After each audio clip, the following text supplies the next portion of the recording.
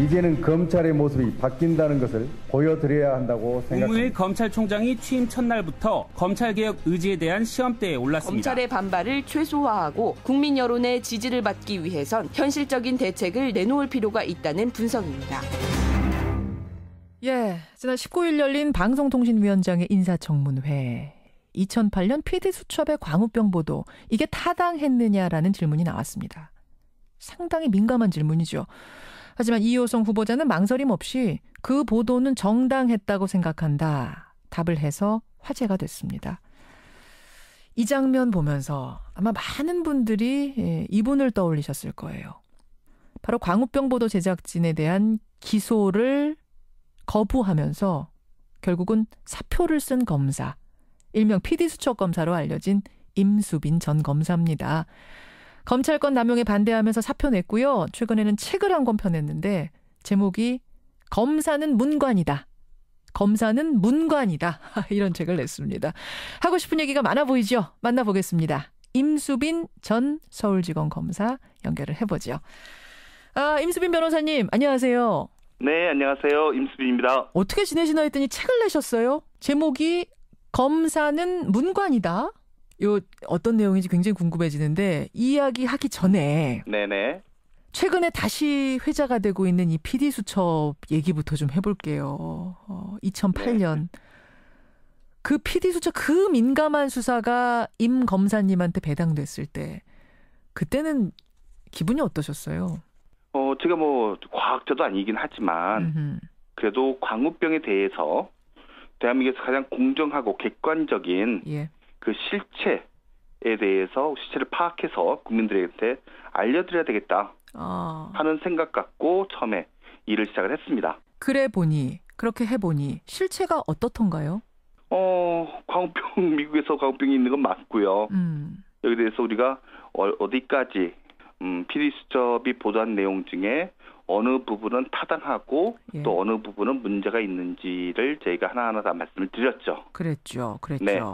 그런데 위에서는 이 정도면은 기소를 해야 된다. 그 PD수첩 PD들라고 얘기를 했는데 임수빈 검사는 난 이건 기소할 수 없는 거라고 본다라고 하면서 끝까지 버티다 결국 사표를 내셨단 말입니다. 위에서 사실 상명하복 조직이기 때문에 하라면 해야 되는 게 검찰이란 조직인데 끝까지 소신을 지켜야겠다고 생각을 하신 거예요? 상명하복 이런 등등은 다 법률에 규정이 돼 있고요. 예. 검사로서 해야 되는 본분은 헌법에 규정되어 있다고 저는 생각을 해요. 헌법이 법률보다 상위 법규이고 네, 검사는 헌법이 부여한 책무를 열심히 수행해야 되는 겁니다. 아하. 그런 의미에서 내가 볼 때는 언론의 자유가 더 중요하다. 이 정도 수준을 기소할 수 있는 수준이 아니다라고 내가 판단 내렸는데 상명하복이라고 해서 무조건 기소할 수는 없다라고 판단을 내리신 거군요. 하여간 어떤 상황에 이르게 되면요. 검사로서의 제 관운이 다 했구나 하는 느낌이 들고요. 그랬을 때 우리 애들한테 떳떳하고 당당한 아빠로 남고 싶다는 생각이 들었고 그러면 조용히 사표를 쓰고 마는 거죠. 아이들에게 부끄럽지 않은 아빠가 되기 위해서 사표를 내셨어요. 그러고는 법학전문대학원에 가서 법을 더 공부하셨네요? 네, 그렇습니다. 예. 왜 다시 공부를 해야겠다 생각하셨어요? 법을. 아니, 부장검사까지 지내던 분이. 법에 대한 어떤 갈증 같은 게 좀 있으셨어요? 현장에서 계속 뛰다 보니까? 공부하고 싶다는. 젊은 사람들하고 같이 공부를 하고 싶고 학문에 대해서 토론을 하고 싶고 하는. 그래서 실력은 없지만 나도 한번 써볼까 해서 써가지고 또 운 좋게 이렇게 학위까지 받게 됐습니다. 공부에 대한 갈증, 법에 대한 갈증, 학문에 대한 갈증으로 다시 법학전문대학원에 들어가서 박사학위 논문을 쓰셨는데 그 제목이 제가 아까 말씀드린 검사는 문관이다. 네. 근데 검사하면 다들 칼잡이라고 하잖아요. 그러니까 앉아서 연구하고 글 쓰는 사람 아니니까 사실 무관 쪽 아닙니까? 아니에요. 그게 지금 다들 저희가 착각에 빠져 있는 거고요. 그래요? 검사를 칼잡이로 보거나 또는 검사님들 스스로 나는 칼잡이야라고 생각하는 데에서부터 검찰권이 제대로 행사되지 않는 출발점이 되고 있다고 저는 생각을 합니다. 거기서부터가 비극의 시작입니까? 네. 검사는 문관으로서요. 인권이 보장되고 적법 절차가 준수되는 것을 항상 눈을 부릅뜨고 감시를 해야 되는 사람이에요. 감시자가 자신이 주체가 돼버리니까 네, 스스로를 감시 못한다. 칼잡이가 돼버리면 그걸 볼 겨를도 없고요. 예. 볼 생각도 없어지죠. 자기 본분이 뭔지를 다시 한번 생각을 하자는 겁니다. 이제는 개혁은 선택이 아니라 필수가 아닌가 하는 그런 생각이 들었습니다. 그래서 개혁은 필수. 네. 사실은 요사이 이제 제일 많이 나오는 얘기가 개혁 필요하다 지금 말씀하신 것처럼 개혁은 이제 더 이상 미룰 수 없는 단계까지 왔다. 검찰 개혁. 네네. 그 대안으로 공수처 설치, 네. 검경 수사권 조정 두 가지가 네네. 나옵니다. 네네. 우선 공수처 설치, 그러니까 공직자 비리 수사처를 따로 두자. 따로 둬서 검찰을 감시 감독하도록 하자. 네. 어떻게 생각하세요? 저는 공수처 설치에 대해서는 찬성하는 입장입니다. 찬성.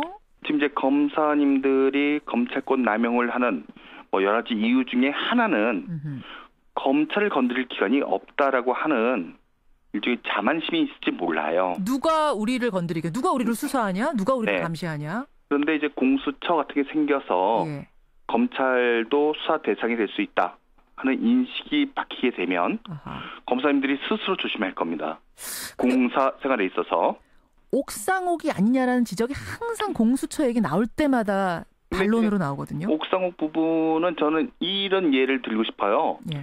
헌법재판소와 법원 조직. 헌법재판소도 옥상옥이냐? 그건 아니거든요. 아니죠. 지금 공수처도 검찰이 옥상옥이라 할 게 아니라 또 검찰과 공수처 사이에 건강한 긴장 관계가 형성된다면 예. 또 비리가 줄어들게 될 것이고요. 공직자들이 더 좋아지는 거죠. 그러면 검경 수사권 문제는 어떻게 생각하세요? 그러니까 검찰이 지금 수사권, 구속권 다 독점하고 있는 거, 이걸 좀 경찰한테 나눠주자는 건데. 우리 앵커님 더 잘 아시지만 검찰 하게 되면 특수부도 있고 형사부도 있잖아요. 그렇죠.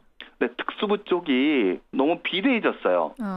따라서 특수부를 좀 축소시킬 필요가 있고요. 예. 또 경찰의 수사권은 좀 더 많은 부분에 있어서 독자성을 확보해 줄 필요가 있다고 봐요. 예. 다만 이게 검찰 수사권을 아예 폐지를 할 것이냐? 예. 이건 좀 다른 차원이라고 봅니다. 아하. 왜냐하면 그동안 수사권을 갖고 있던 걸 갑자기 폐지시킨다는 거는 또 다른 부작용이 나올 수 있거든요. 그러니까 직접 수사 기능은 좀 더 줄이고 예. 경찰의 수사권은 좀 더 독자성을 좀 더 넓게 보장해주는 그런 방향으로 점차적으로 나가는 게 맞지 않나 하는 생각을 합니다. 어제 이제 문재인 대통령이 문무일 검찰총장 임명장 수여를 했습니다. 네네. 근데 문 신임 검찰총장은 인사청문회에서 공수처 신설 문제, 또 검경 네. 수사권 조정 문제 모두 다 유보적인 입장을 냈어요.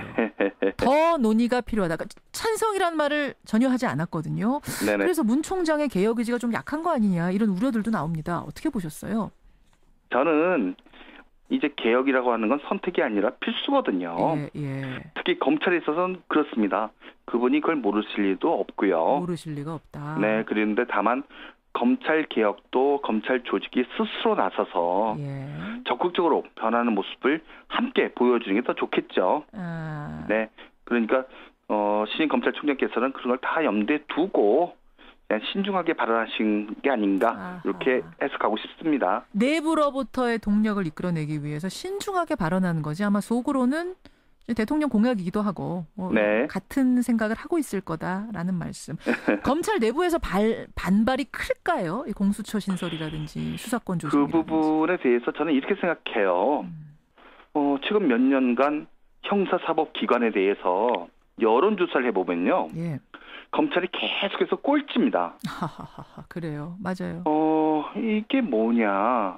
주권은 국민한테 있고 모든 권력은 국민한테로부터 나오잖아요. 물론이죠. 검찰권도 역시 국민으로부터 나오는 것인데 예.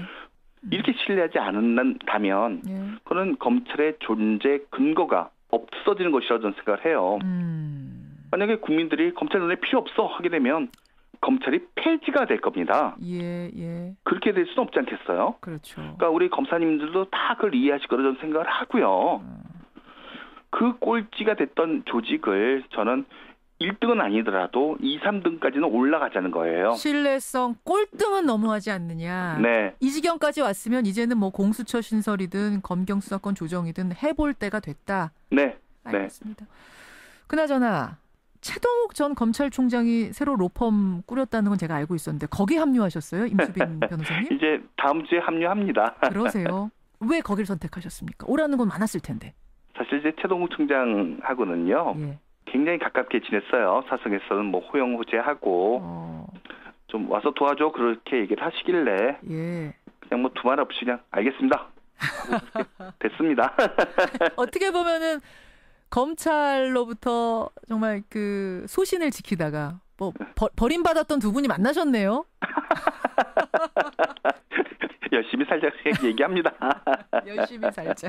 근데 다만 이제 이 정치적인 의미가 있는 건 아니고요. 예, 그러니까 그렇게 해석은 안 하시면 좋겠고요. 그래요. 그냥 검사 때부터 친했던 사람들이라서 일을 같이 하기로 했습니다. 좋은 법조인들의 표본이 좀 돼주셨으면 좋겠고요. 후배들에게 끝으로 검찰에 몸담고 있는 후배들에게 한 말씀, 뭐 비슷한 맥락의 말씀이 되실 수 있겠습니다만. 제가 사표를 썼던 것도 검찰을 너무나 사랑했기 때문이고 지금도 사랑하고 있기 때문에 오히려 충원을 하는 겁니다. 예. 우리 후배님들 검찰 개혁에 대해서 무조건 거부하려고 하지 마시고 오히려 올바른 개혁 방안을 찾아서 적극적으로 참여를 해주셔야 됩니다.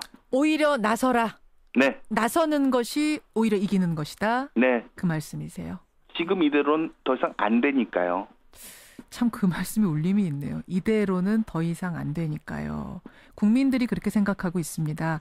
네. 검찰에서도 그 부분을 반드시 기억하고 검찰개혁에 앞장서기를 스스로 나서주기를 다시 한번 저도 당부하면서 임수빈 변호사님 오늘 귀한 말씀 고맙습니다. 아유 감사합니다. 들었죠? 예. PD수첩의 검사로 잘 알려진 분이죠. 이제는 변호사가 됐습니다. 임수빈 전 서울지검 검사였습니다.